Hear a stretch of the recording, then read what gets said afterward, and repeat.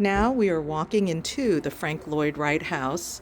It is called the Russell and Ruth Krauss House because they lived here and they were the ones who commissioned the building of this house, and they lovingly protected it during their lifetime. Curated exhibition of art prints. Catherine Felt, the executive director, is giving my family a tour. So we're walking through that and you will hear her voice. So if you want to turn into the living room, you can see the stained glass, and this is the best time to be here when you can see. Probably a half hour ago, the stained glass had mirror-like images. It kind of becomes more diffused as the afternoon goes on. They are in the living room. I'm heading down to one of the bedrooms, which is pretty extraordinary because, as you will notice, the bed has an interesting shape.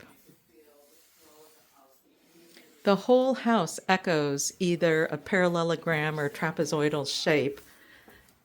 Art pottery, and there's a variety, but Tico was a pottery company that Frank Lloyd Wright designed for, so there's a mix. But when we opened as a public site, There is a beautiful terrace outside. Just a few pots, and people just loved it so much they were donating and adding to Beautiful living room. So there's a couple things that you'll always Heading see to another bedroom, Usonian was a phrase which is a master bedroom. Right, sort of used to suggest this uniquely American architecture that would be accessible to middle class. And we are heading over to see the It's all kitchen. designed on a geometric grid, so this is designed on a parallelogram, but in which later, as he designed more Usonian, This is the kitchen, experimented with more compressed geometry. and we are heading into his study.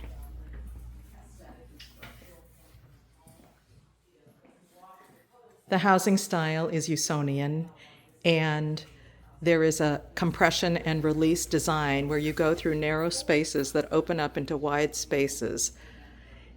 You'll note that the windows on the front of the house are very small for privacy, and yet the windows on the back of the house are very large for maximal viewing and light. This, as we talked